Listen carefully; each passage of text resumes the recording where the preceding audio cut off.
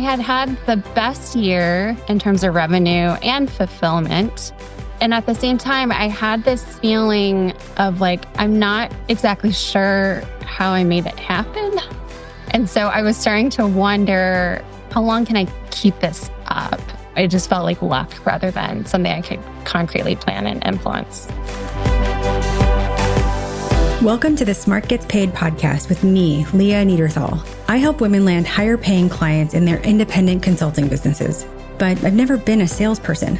My background is in corporate marketing, and when I started my first consulting business, I learned pretty quickly that it's about 1,000 times harder to sell your own stuff than it is to sell someone else's. So I taught myself how to do it, and I created the sales approach that I now share with my clients so they can feel more comfortable in the sales process, get more of the right clients, and get paid way more for every client contract. So whether your client contracts are $5,000, $100,000, or more, if you want to work with more of the clients you love, do more of the work you love, and get paid more than you ever thought you could, then you're in the right place. Let's do it together. Thanks for tuning in, and don't forget to rate, review, and share. Hey there, Leah here, and thanks for tuning in. I hope wherever you are right now, wherever you're listening to this, I hope you're having a great week, making some good progress in your business, and taking some time for you. So imagine this.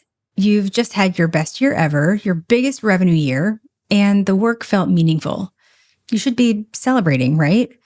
But instead, you're lying awake wondering, how did I actually make that happen? Was it just luck? And more importantly, how would I do that again?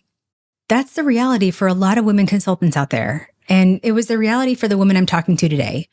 Because today I'm talking to Stephanie Lowe, who's a coach and facilitator for social impact leaders.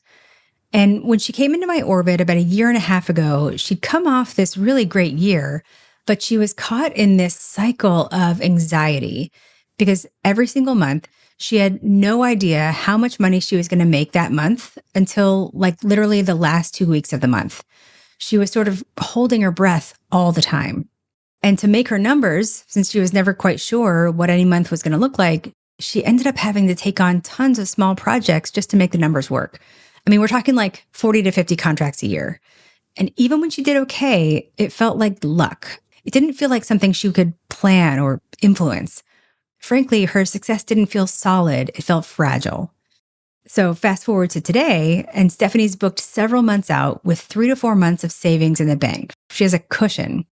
But more than that, she's not holding her breath anymore, and she can actually see into the future and plan. She knows how she did it, and she knows that she can keep it going. So what changed? That's what we're going to talk about today. So take a listen to my conversation with Stephanie Lowe, and at the end, I'll come back and share a lesson that you can apply to your business. And then hopefully someday soon, you'll partner with us to help you build your consulting business, and you'll come back on the podcast and share your story. Enjoy. All right. Stephanie, I'm so glad you're here. Yeah, thanks for having me, Leah. I'm excited to be here. Yeah. Well, so let's start at the beginning. Why don't you tell the good people who you are and what you do? Yeah. Hi, everyone. I am Stephanie Lowe. I'm based in Chicago, and I am a coach and facilitator for social impact leaders and teams. Amazing. How long have you been doing that work? Gosh, officially as a business, 4 years, but I've really been doing like the heart of what I do. I've been doing for 15 to 20 years now. When you say the heart of what you do, I mean, what were you doing before this? So I was a classroom teacher for 3 years, and then I joined Teach for America staff, and my work there was leadership development. So I worked initially with teachers, but less on pedagogy and more on their identity development and their values, and really thinking about how they show up as leaders with their students and colleagues and families they work with. And then I later got to do that with increasingly more just tenured staffs, eventually working with executive directors and program directors across the country. That's awesome. I'm sort of stuck on that you were a classroom teacher, which I feel like the hardest job, but I have to know which is harder, being a classroom teacher or running your own business. Oh gosh, they're hard in different ways. It's definitely hard being a teacher. The level of responsibility I felt every day was very, very intense. And every micro moment. Whereas I guess as a business owner, you have moments to zoom out and not every moment feels so stressful, even though overall it can be stressful for sure. Yeah, yeah, yeah, yeah. So, Stephanie, let's sort of talk about the beginning of our journey together. What was going on when you came into my orbit or, when we started working together? I mean, you reached out to us for a reason. What were the reasons? Yeah. So a little over a year ago, year and a half ago, I had had the best year in terms of revenue and fulfillment. And at the same time, I had this feeling of like, I'm not exactly sure how I made it happen.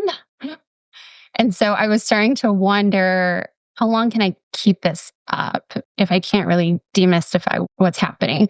And if, what I'm doing will continue to bring success. And then also I was starting to notice some of those initial clients that I had gotten when I started my business were starting to go through some layoffs and budget cuts. And I didn't have a specific plan for growing my network larger and building a pipeline.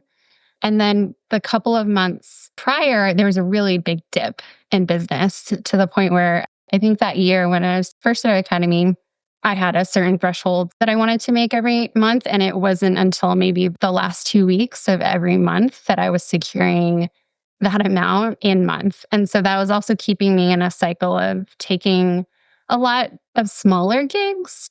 I had like 40 to 45 contracts a year. They're Hmm. very small amounts. And I was really trying to figure out a way to get out of that cycle and have maybe half of that and maybe 5 to 8 that were definitely 5-figure contracts. And Like 40 to 50 is so it's so, much. I mean, I just the time in the sales process and then writing a contract and all my work is it's pretty tailored. So every contract looks different. Yeah. I was just spending so much time and invoicing even just like, and starting your relation. Like it's just, yeah, the amount of time, it just didn't feel sustainable. It was a little hard for me to zoom out and figure out how do I create a business that is more sustainable and also have these larger projects that are more fulfilling for me and also have more impact for my clients. Yeah. I'm just, thinking about how, every month you didn't know where you were going to be that month, right? Like, were you going to make it or not make it? Or how did that feel? How did that sort of play out? You mentioned the small projects, but like, that's probably a symptom of, something. Yeah, looking back, I can really see a little bit of like a chicken and egg, like a self reinforcing cycle there. I mean, it didn't feel great. On one hand, I feel like I learned a lot of like grew a lot in the inner like the mental game of not catastrophizing every month. But on the other hand, it was like I was like holding my breath, right? Like even when I would get ahead a little, I felt like I was holding my breath and I couldn't fully relax. I couldn't explain what was happening. It just felt like luck rather than something I could concretely plan and influence. Yeah. Yeah. I heard something similar from my dad, of all people. I mean, I think I started hearing this when I was like a teenager. He said something like, every month I do well. He was in private practice, right? Every month I do well, but on the first of the month I'm poor. And I'm sure I didn't realize it at the time, like what that truly meant. But now, as a grown up with like real bills and real responsibilities, I can only imagine, what that might have felt like for him. And I see how it feels for a lot of women. Yeah, it's funny you bring up your dad because my parents were small business owners too, my whole life, and money was such a topic growing up. And I remember stressful times when they were taking on a lot of risk and working really hard. And in fact, my dad, while he would joke sometimes that I could take over the family business, he would level with me and say, Stephanie, get a job working for a big company with benefits and like you don't have to worry about the ups and downs. And that really stuck with me. And you're like, okay, fine, Here I am. great. Yeah, here you are, not following his guidance at all. He's very happy for me. But yeah, it definitely impacted me. Yeah, taking a while to take the leap. Yeah. Yeah. Well, and you mentioned your parents, and I think some of the things that you and I have talked about are around money and sort of the cultural conversation around money in your house. Was there anything to that either made this harder or easier? Yeah. There's all these stories, it's like family lore of my grandparents and great grandparents doing things so that the next generation or even 2 generations down would be set up and they would have more stability. less uncertainty. They have everything they need. And I realized in working with a coach that it wasn't so much about the temporary money success or struggles, but it was really about, am I going to ruin it? Basically, it's like, I remember saying this out loud. And I felt like if I'm not successful, if I can't make it, and then I'm ruining it for my whole like familial lineage. Like your whole bloodline. Yes. And I said that out loud. And then, yeah, my coach and I were like, at the same time, shit, that's a lot of That is a lot to put on carry. yourself. And then I realized in saying it out loud, I was like, wow, that's ridiculous on some level, but it makes sense that I like have internalized that somehow. I was putting a lot of stakes in whether my business can be successful, and more higher stakes than is warranted. Yeah. Yeah. But that's, how our brain works, right? So that's what was going on at the time, not really sure how to sort of replicate things. I didn't really have a specific plan. And you were sort of holding your breath every month, right? To see if you got the clients or got the revenue. Let's fast forward to now, and then we'll play it back and sort of see how you got here. So fill us in now. I mean, what are some results you've seen from the work? I mean, like what's changed for the better? Yeah, I mean, the biggest change is that whereas I was reaching my monthly revenue goal in that month, now I'm good through the end of the year, and I'm also booking into January. So from where we are today, that's like 4 to 5 months ahead. 4 to 5 months ahead. Yeah, yeah. And on top of that, like if all of those things fall through, I built up like 3 to 4 months of savings also. So now I have like cushion. So Oh yeah, my so God. that's like the top line biggest. Yeah, That's amazing. yeah, That biggest. is amazing. Yeah, I mean, we talk in the academy about the three different kinds of profitability. And the financial piece was like the most obvious symptom that I was dealing with. But really, what was going on also was the emotional piece because I was really stressed. I'll just share now, I have space now to spend my time in other ways that are really fulfilling to me. I just joined a board of a local nonprofit that I care a lot about, and that's linked to my professional profitability. And then also joined a grant making giving circle. And I'm on the grant make team thinking about who to fund. And so I have this space where I'm not only, making the money that I need to make to support the family and save, but I also have time to grow further professionally and also in fulfillment. Oh, that's so amazing. And, just for everybody who's listening, we talk about the three types of profitability, which are financial, professional, and emotional, right? Financial being like making the money you want to make. Professional is doing the work you love with clients you enjoy. And then emotional profitability is having fun, having time for the people and things that matter, and feeling optimistic about the future. And I think, what I love about what you're saying here is those things are obviously all so connected. And depending on like where you are in your business and what needs work or whatever, some people are like, if I take care of the emotional profitability, then the financial will come, right? I mean, to some degree, you actually have to like put some things in place to make that happen. But it's like if emotional is most important. So like if I'm taking care of myself, then like the financial will sort of come, which is true. But what you're saying is also true, which is like, man, if I can take care of the financial and I do it in a way that's smart, right? And we'll talk about how you did that. But if I take care of the financial, that really does help like the emotional Mm, profitability, for sure. Yeah. Yeah. Yeah, that's great.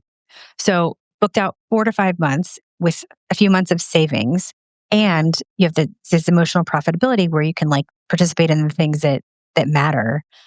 So the shifts that you've made and how your business is now, I mean, when you think about like some of that money sort of scarcity, like how that was affecting you before, do you see any difference? Oh, I mean, the success that I've had since starting the academy has given me more of my own buffer in my business. So we had savings, we had a good amount of savings with me and my husband, but the idea of dipping into that savings, which I did have to do a couple of times, felt like failing. Mm-hmm. Whereas now that I've started my own savings account for my business, if I dip into it, it's just like, businesses sometimes have hard times.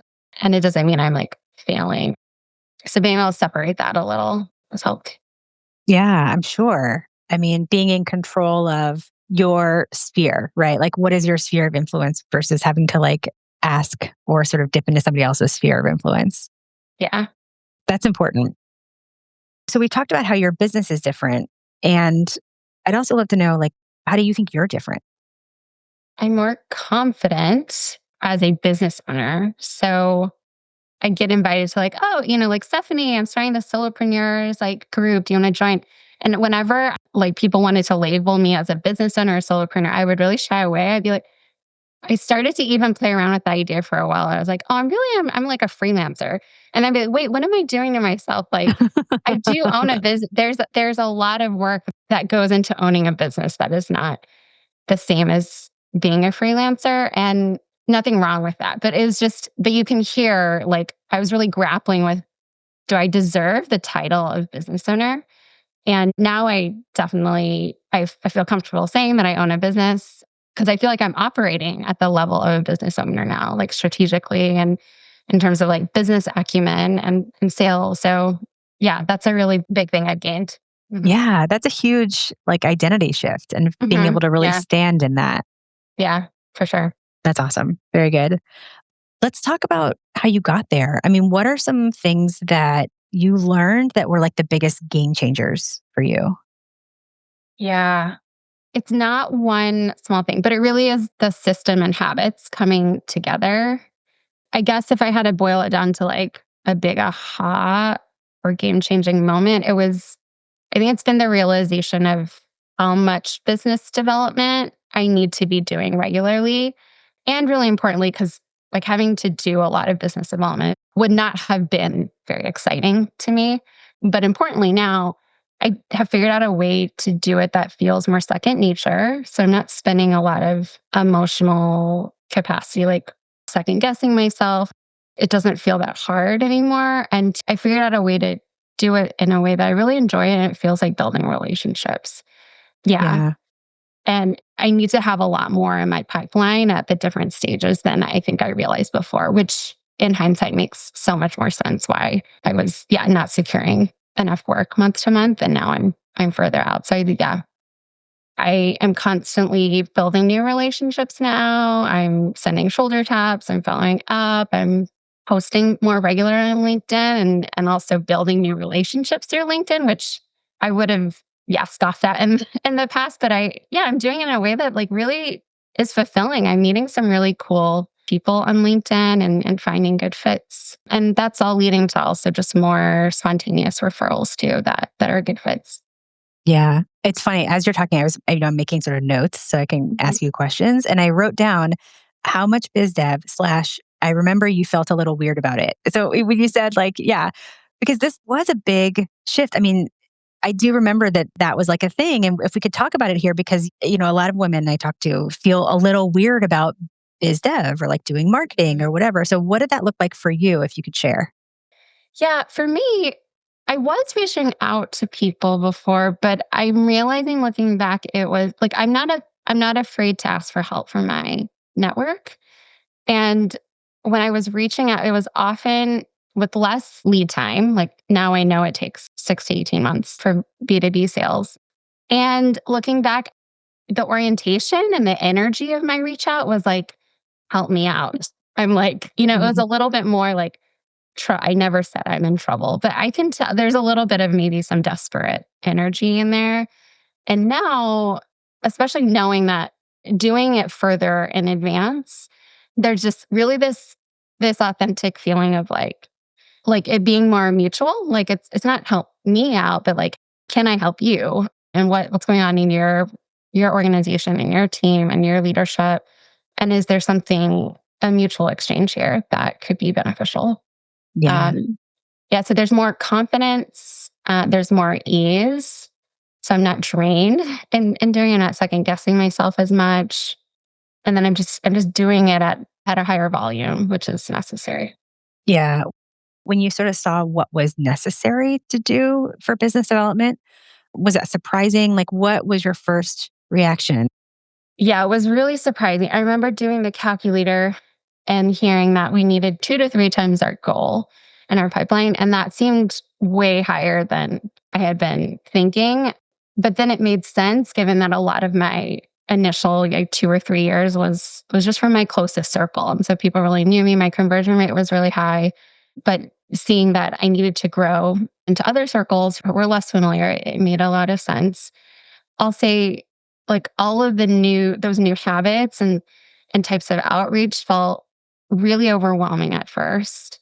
So at first, even though I understood, I could wrap my head around the amount of business development needed, I was like, I don't know that I want to be doing that. Like, I remember telling myself, I've committed to the academy, but maybe one of my learning questions this year is like, do I want to keep running a business like this where I need to do this amount of business development? Because it was really draining. But it just takes a while to build habits and to also make the strategies your own and find your own voice in those follow ups. And it's really become, like I said, second nature. I keep saying that. It's just, I remember for each of the modules, I would like calendar out work blocks and reminders for every single thing. But now I don't even have to plan it because I just do it without thinking now. Yeah. When it becomes second nature, that's when you realize, like, I'm not learning how to do this anymore. I know how to do this. Brandy Zimmerman, who you know, because now she's a coach in the Mhm. academy, she says, it became like paying my credit card bill, just like you just do it. It's not something extra you have to do. And it's interesting. I do hear a lot from women who start doing this that they're like, it feels like so much work, right? It feels like so much work. And the truth is, and I don't know how true this was for you, but like a lot of women have come to this point in their business by doing not a whole lot of business development at all. And so doing anything feels like more than what you were doing, which was almost zero. And so it is a change. It is a change. Hmm. Yeah, for sure. I don't know how much that jives with your experience. Yeah, it was a new skill. So it just was taking more time. For me, just I think with most people, when I talk to other women consultants, like there's just so much self doubt in the process, or we put on all these stories onto, like, if we send a follow up, it's like, what does it mean if they don't respond? Like it put on so much emotional like weight to it. So the combination of that felt like a lot of work, but yeah, it doesn't feel like work anymore. Yeah, absolutely. Was there anything else that you felt like made a big difference for you? Anything else that you learned? I would also say, I think this came up in one of your podcasts, like keep your eyes on your own paper. Um, Yeah. and I say that I've like added an asterisk. I say that to myself, but the longer version is there's a lot to learn from a lot of people. So I want to do that. But when it comes to evaluating my success and determining like what my business strategy is and where I'm going to spend time, keep my eyes on my own paper. Because another thing that was really draining me and stressing me out was I would see just little snippets, whether on LinkedIn or even, in the academy of like wins, other people's wins. And I was happy for them. And I would unfortunately just make it mean something about myself. Like, if someone got a 60K contract or whatnot. And then I would just make up all this big story about what it meant about their success. And I'd be like, what am I doing? I've never had a contract like that or blah, blah, blah. And then I just realized I had to stop. And one of the things that helped me stop that is all the connections I have built with other women consultants and just understand like all of our situations are different. Our goals are different. What success looks like is different. We have different amounts of debt, so just to keep my eyes on my own paper, be very clear about what success means for me, what my like basic income threshold needs to be, and then like what's extra and reflect against those.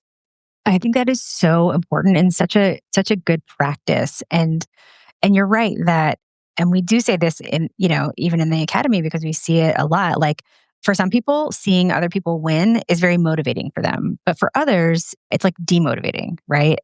Or it could be a combination, sort of as you mentioned. And yeah, everybody is in a different, just a snapshot of a moment, you know? Hmm. It could be your day to get a huge contract. and then it could be somebody else's day to get a huge contract. It could also be your day to have a client tell you no that you were really excited about. And it could, then the day after, it could be somebody else's turn, right? And so everybody's business is different, and at a different point. And I think, eyes on your own paper, which is something you say a lot, in that respect is just, I'm sure, just a way to like protect your own headspace, right? And sort of guard against what we call head trash coming in. Yes, absolutely. That's very smart. Good coaching from a coach.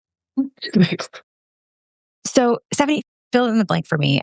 I almost didn't work with you because, or I almost didn't join this because. Mm-hmm.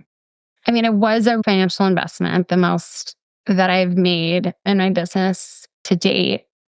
One of the first podcasts I listened to get a feel for, I was like, is this going to jive with me? Like, was the episode about fixing the roof when the sun's shining and not waiting for, the storm.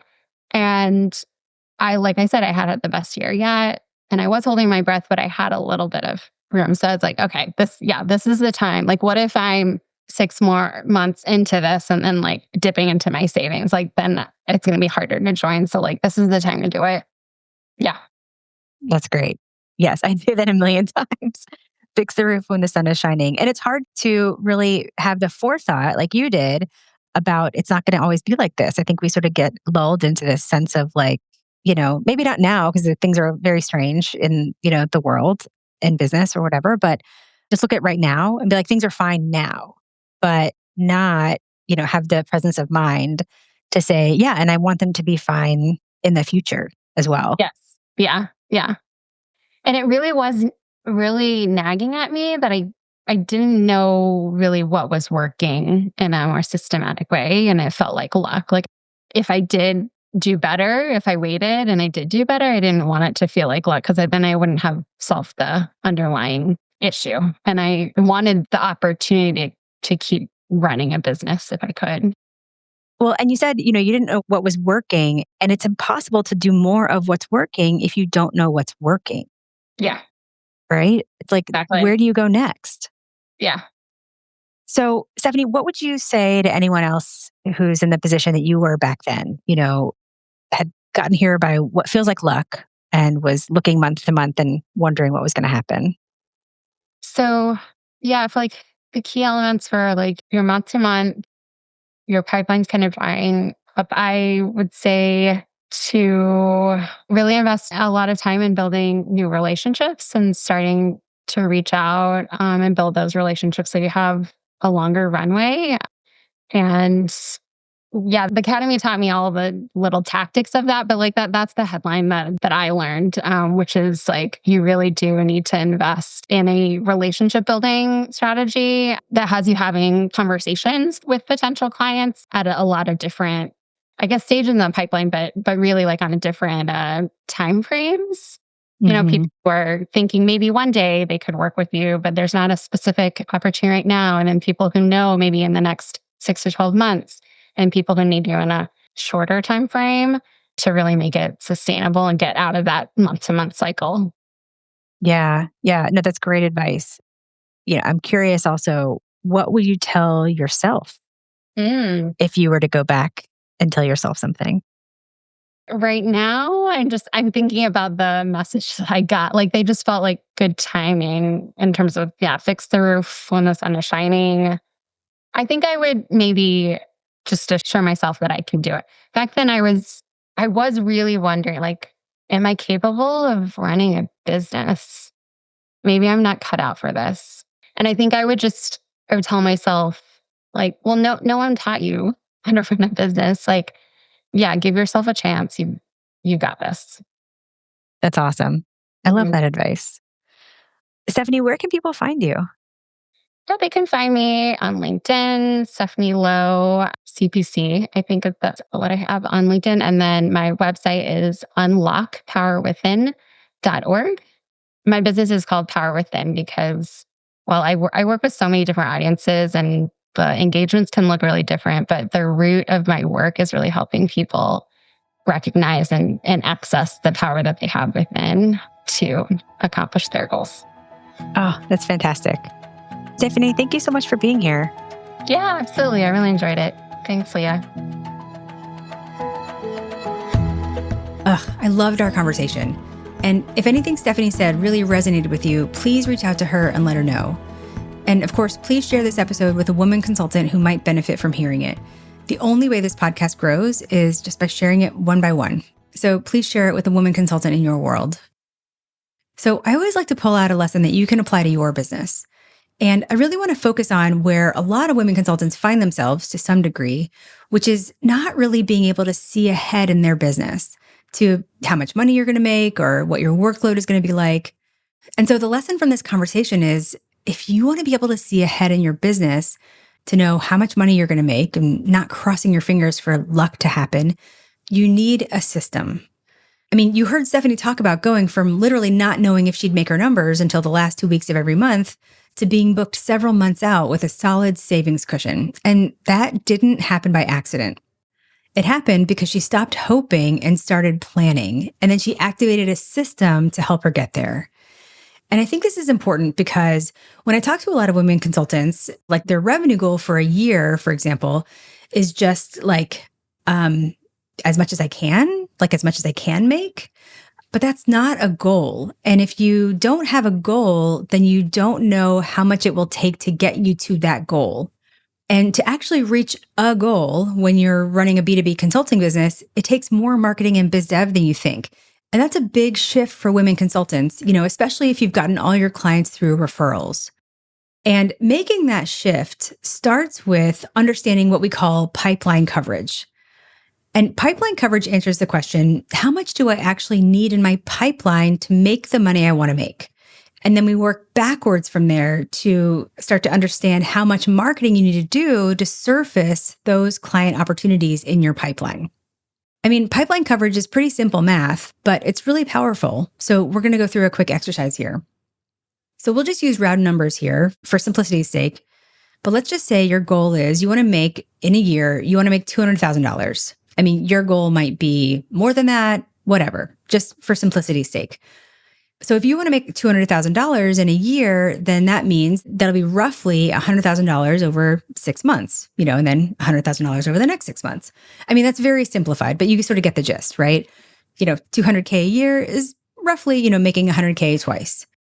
So if you look at your potential clients in your pipeline and the number of potential clients and the value of those potential projects, if that totals $100,000 in your pipeline, then unfortunately, you're probably not going to make $100,000 because inevitably projects get pushed or clients say no, or who knows these days, like your main client gets laid off or whatever, like any number of random twists and turns in the sales process, right?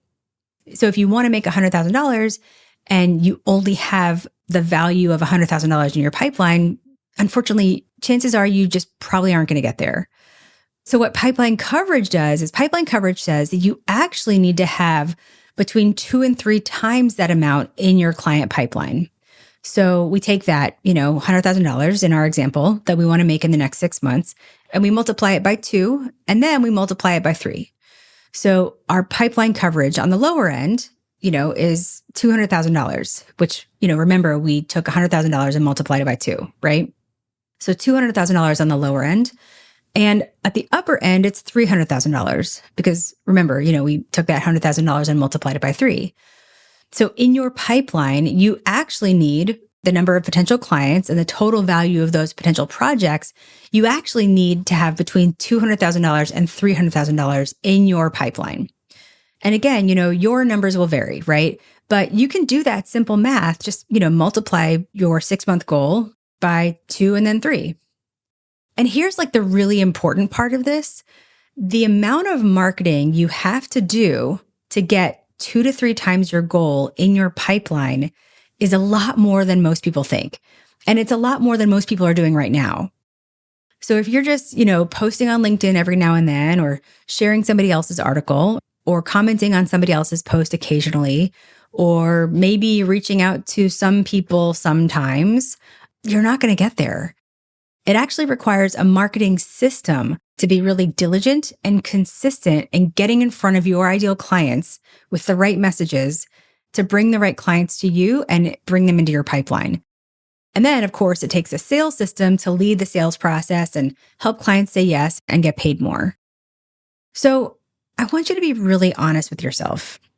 First, do you have a number in mind for what you want to make? And then do you have a plan to reach that goal?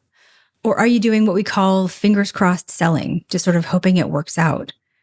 And then once you have that number, are you doing enough business development to actually generate the conversations and bring the clients in your pipeline that you need to reach your goals? Because when you work backwards from your goal and really understand what's required, how much pipeline you need, how many conversations that takes, how much marketing you need to do, you can build a plan. And when you have a plan, you're not guessing anymore. You're not holding your breath. And that's how you go from hope to certainty, from fragile to solid. And that's how your business starts to be something that truly supports your life or your family instead of just being something that makes some money. It's how you build a real business that supports your life. And that's what we're here to do. All right. So thanks for listening, and I'll see you next time.